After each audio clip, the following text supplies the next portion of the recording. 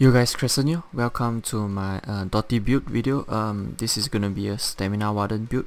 Like I showed in the previous gameplay video, this is the build that I'm using for that video. Okay, yeah, as you can see, the name is Dottie, so we're gonna use a lot of dots, a lot of bleed dots, poison dots, and stuff like that. So you can see how it goes. Let's hop straight into the sets. The monster helm that I'm using is Pirate Skeleton. You can use Bloodspawn if you want, but I think Pirate Skeleton is better because we'll be using Wrecking Blow.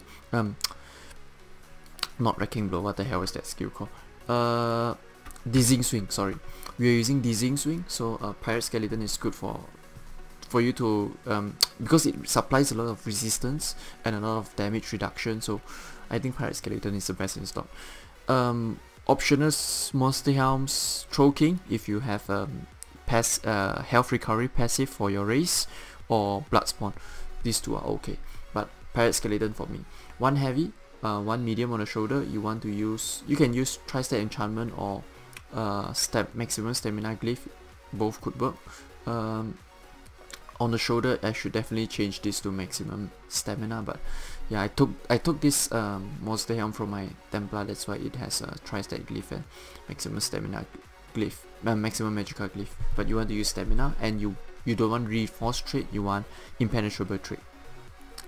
The second set we'll be using is the Shackle Breaker set. This set is really nice because it applies, just gives you a lot of stamina, a lot of magicka, a lot of sustain as well. The main reason why I'm using this set instead of Bone Pirate is because you have Leeching Vines. So Leeching Vines skill, it's a magicka skill, so it scales with max magicka and spell damage. So when you have higher max magicka and spell damage from Shackle Breaker, because Shackle Breaker gives you weapon damage and spell damage and maximum magicka, so you have a lot of spell damage and maximum magicka, plus we are using Bull Edge, so Bull Edge gives you major sorcery as well. That's why when I use Bull Edge, I can just show you really quickly, and my Leeching Vines will go up to 1.4k plus. In Citadel it will go even higher with all sorts of bonuses. It could go up to 1.7k once I see it on the tooltip, so it's just really insane. Leeching Vines, it heals you a lot. And the best part about Leeching Vines is it gives you, if your health is lower than 40%, you get major mending, which is really nice. So that is the second set. You want to use all impenetrable. On the body, you could use medium or heavy, both are good. It's up to you. I have heavy on the body and on the helm, so I'm using 5 medium, 2 heavy. You could go 6 medium as well, but I don't have the medium monster helm, so I'm just using heavy monster helm. It's up to you. Heavy is good, so you get more defense, but medium is good, you get more sustain, I guess, stamina sustain. So I'm using Tri-Stat glyph on the body, Tri-Stat glyph on the legs, and others I'm using all stamina, maximum stamina glyphs, so everything impenetrable. You want 7 impenetrable on this build. Impenetrable trait, that is. The second set we'll be using is Viper. You could use, I'll change it quite often. I either use Spriggans. Yeah, most of you should know what is Spriggans. Spriggan set is a set that gives you a lot of penetration, so it further increases the damage of your dots. You can use Spriggans or Viper, both are really good.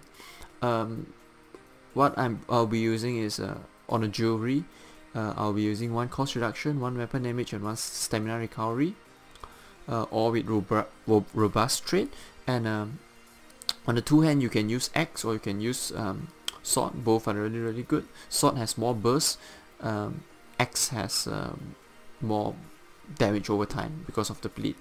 I'm using sharpen trait because sharpen trait provides a bit more damage compared to none.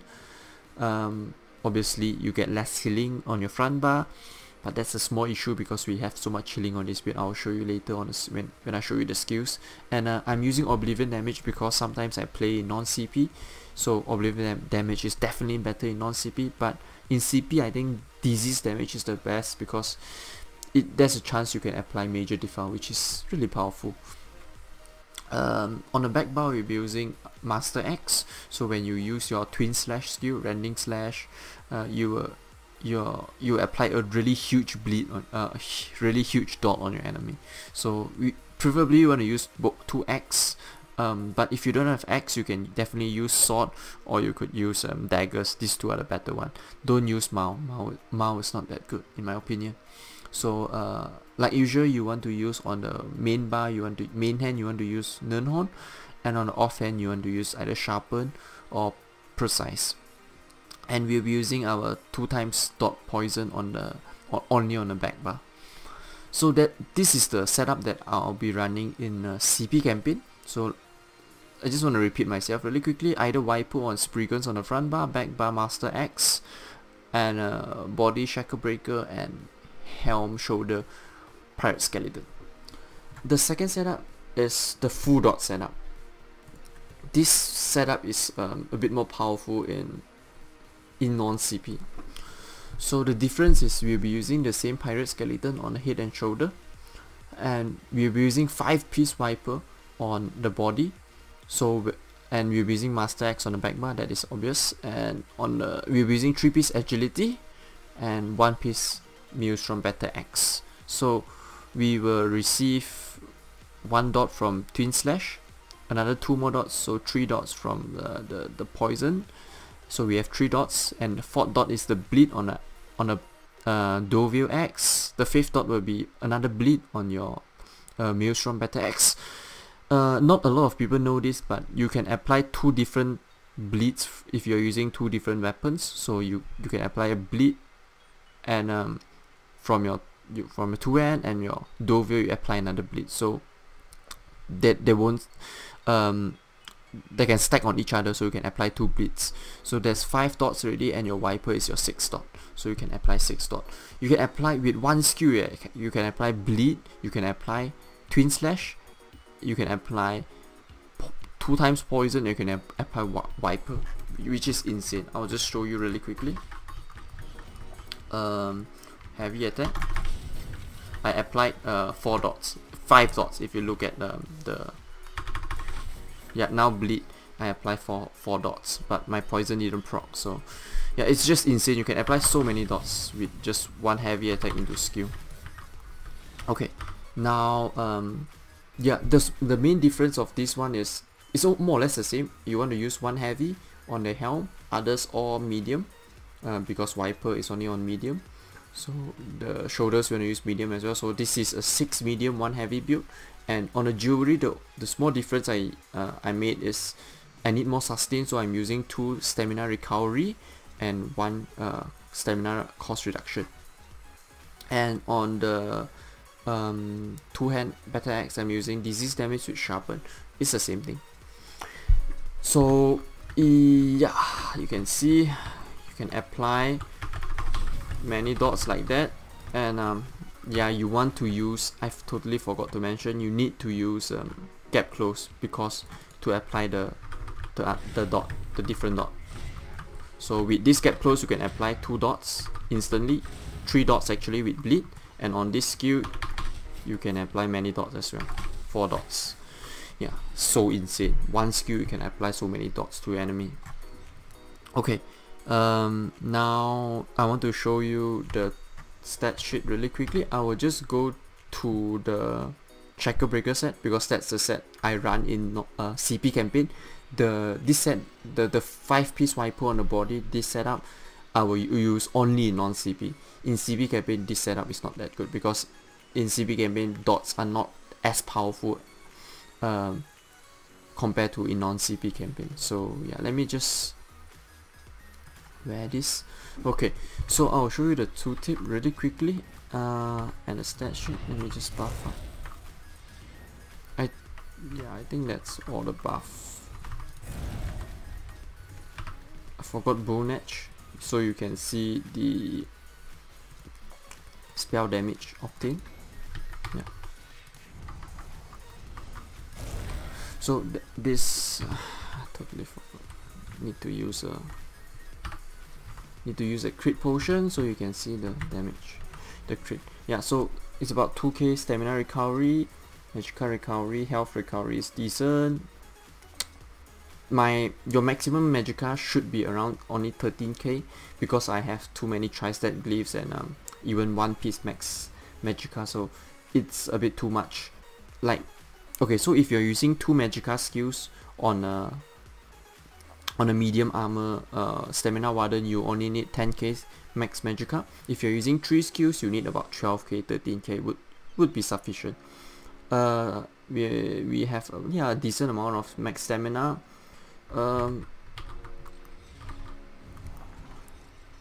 Weapon damage is pretty high, spell damage is quite nice as well.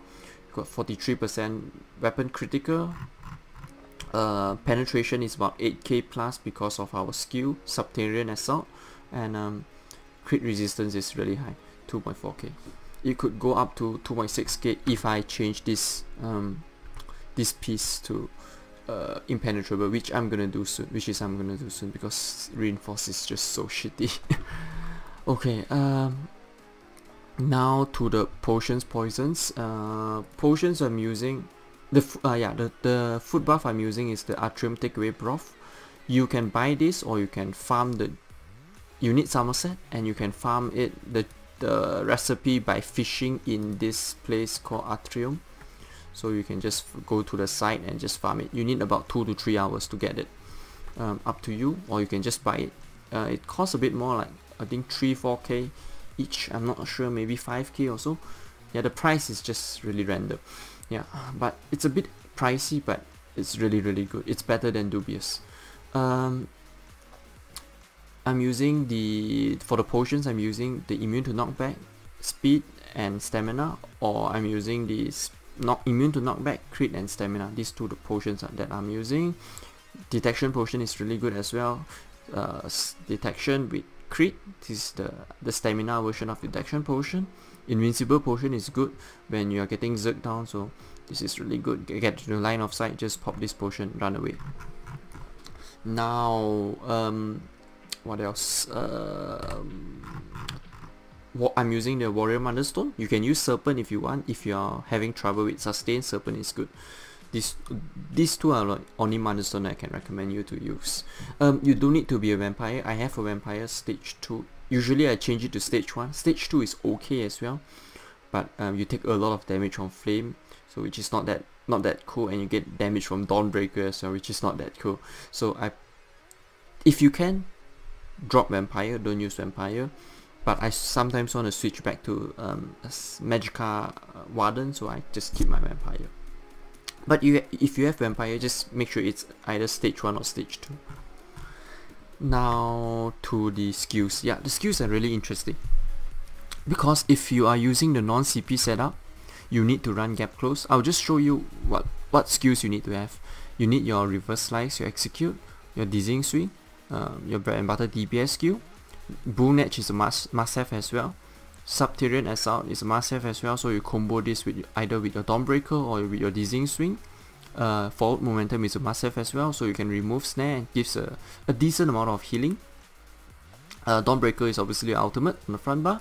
On the back bar, I will always use Leeching Wines because it's so powerful, especially if you're using Shackle Breaker. Leeching Wine is really powerful. Ice Fortress is just such an OP skill because of minor protection. You 100% need to use this skill.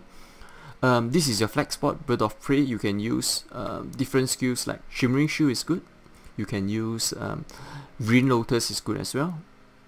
Yeah, these two skills are the substitute you can use instead of Bird of Prey. Blood Trace is a must-have, so it's another heal you have, another heal over time. Resolving Vigor is your biggest heal skill, and your defensive ultimate is your healing trigger. It's a really powerful healing ultimate skill because it applies on the ground for 6 seconds, and when you move up from it, you still get 6 seconds of huge dot heal. So this skill is really nice. Now I need to mention this again. If you are using the Maelstrom weapon, you need to use Stampede, because Stampede is really nice. It gives you the snare for you to land your dizzying swings a lot easier. Yeah, so there are, like, if you're using the dot build, then you can decide which skill you want to use. You want to use Brunage or Bird of Prey, but usually I'll use Brunage because I think, yeah, this skill is just way too good with the major sorcery and major brutality plus your resource gain, so I think Brunage is a must-have. You can switch it around, it's really up to you. There's no fixed skill for Warden, there are so many good skills for Warden, so just pick which one you like. Now, yeah, those are for the skills. I will show you the combo really quickly, so I'm gonna just go to my dot build. So there's many ways you can start up with a fight. So you wanna just buff up yourself usually. If you have a gap closer, you can just go gap close in. Usually you wanna put your subterranean assault, gap close in, switch to a fart buff. You apply your dot, then you go into wrecking blow. So your subterranean assault will already proc an enemy, so you debuff them already, and then when before your wrecking blow land, your subterranean assault will hit on your enemy. I'll just show you really quickly. Sub, gap close, switch to your back bar, blood craze, and then go into either Dawnbreaker or go into Dizzying Swing. So that's the typical combo. So if you don't have gap closer, let's say you don't have gap closer, you're using the Shackle Breaker setup, so you're not using gap closer, you can just always apply Subterranean Assault, go to your back bar with your Blood Craze, and then quickly switch to your front bar into Wrecking Blow, Dawnbreaker, something like that. So it's optional. You can always go into heavy attack into a Blood Craze, then only go into Subterranean Assault. That could work as well. The good thing about heavy attack into Blood Craze is you almost always will apply the bleed, so which is really nice. There's a really high chance you can apply the bleed. You need to remember the 3 seconds of Subterranean Assault, so you want to you can wait a bit with your Wrecking Blow before it proc. So it's really up to you depending on your enemy. So you can try to like just wait 1 second, it proc now, boom, you can go Dawnbreaker. That could work as well. Yeah, I think that's about it for the engagement, how you fight your enemy. Another thing I need to mention is if you're fighting multiple enemy, don't be shy to use Blood Craze on multiple enemy, because you can get a lot of healing from it, and yeah, you can get a lot of healing. And the good thing about applying that is the minor lifesteal. So if you read what it applies is apply minor lifesteal to your enemy if you're using Leeching Vines, obviously. So for 10 seconds and healing you and your allies for about 678 health every 1 second when damaging that enemy. So when you apply a dot to your enemy, you damage them and you apply Leeching Vines. So when you use Leeching Vines and then you use this, you get instantly healing from Blood Craze, you get healing from Leeching Vine and healing from minor lifesteal. So you get so much healing, and when you use your vehicle you get another big heal. That's why this build, that's why I dropped what skill is this? Spores, because I just think Spores cost way too much stamina, 3.3k for a medium armor build, and the healing is just not good enough. It's 7k, it's okay, but I just don't think you compare this to like Breath of Light. Spores is just not good, you know. That is my opinion. Alright, I'm just gonna go through the CP now, and then I will show you a few clips. I'll explain what I'm doing in the clips, my decision making. Then after that I'm gonna show you a Battleground clip. I'm not gonna do commentary on that. I'm just gonna show you how the build function in non-CP. Okay, now to CP, to the CP setup. Warlord 56, 11 Siphoner, 6 Bashing Focus, 6 Sprinter. So totally forgot to mention about bashing. When you're executing enemy, you always want to include a bash. So you do into execute, you include a bash. Yeah, make sure you include bash so you push them to further down, apply more damage during the execute phase. Okay, now back to the CP. 56 into Mooncalf, 23 into Tenacity, 51 tumbling, 51 shadow ward, 32 bless, 32 shattering blow, 6 physical weapon expert, 72 master at arms, 9 into thermal church, 51 precise strikes, 18 piercing, 49 mighty, 66 ironclad, 33 resistance, 44 thick skin, 43 hardy, 37 elemental defender, 37 quick recovery. So that is the CP setup. As just a typical CP setup. It's more or less the same for most of for the stamina classes. It's just really rigid, the CP setup. Okay, I think I covered everything already. So if you have any questions, just throw them in the comment. I'll just go into the clips now and just explain what I'm doing in the clips. Okay. Okay, let's start out with something simple. I see one guy, I charge up my heavy attack. I got CC'd, break free of that.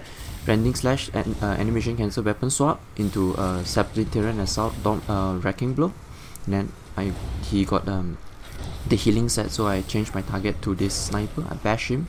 Wings, Subterranean assault, rending slash, wrecking blow into another sub, into execute, and then that guy is dead. My sub hit this guy, so I do rending slash, weapon swap, sub again, and then execute, and then he's dead.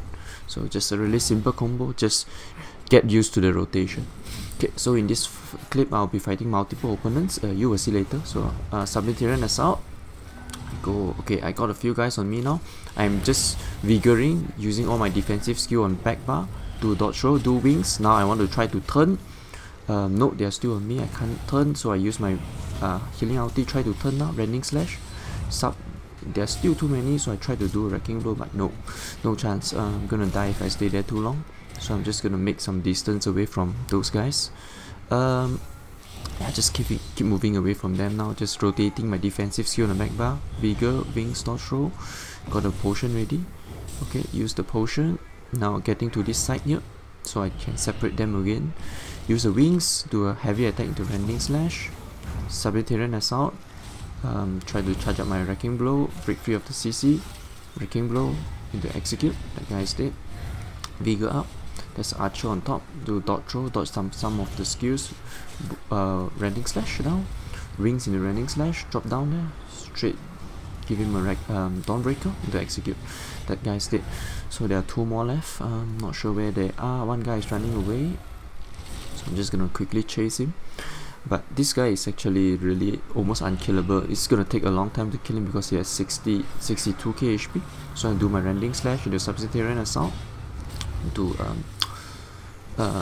wrecking blow, to light attack, Subterranean assault, try to do my wrecking blow again. He's taking very few damage because he's so tanky. And he has 62k HP and he has so much healing because of its health percentage rate. So that Nightblade is coming, I precast my vigor to prevent him. Quickly go to line of sight, do all my healing ultimate, my healing skills, my vigor, forward momentum to get away from the snares. I do rending slash, Subterranean tried wrecking blow, no, he went into cloak, it's fine. I do a new rending slash on him. Now I try to get to the tree really quickly, so I separate them a bit. The rending slash is still him. Now I do a sub, do a wrecking blow, boom, another wrecking blow quickly into execute, that guy is dead. Wow, the Subterranean assault hit on him. And as for this last guy, I'm not going to show the whole clip because it's just me hitting him for 2 minutes, then I just give up and walk away. In this next clip, I'm going to show you the heavy attack, Subterranean heavy attack into Dawnbreaker combo. So this combo is really potent, really strong against squishy targets. So Subterranean assault, heavy attack, Dawnbreaker, execute. Both of them just die.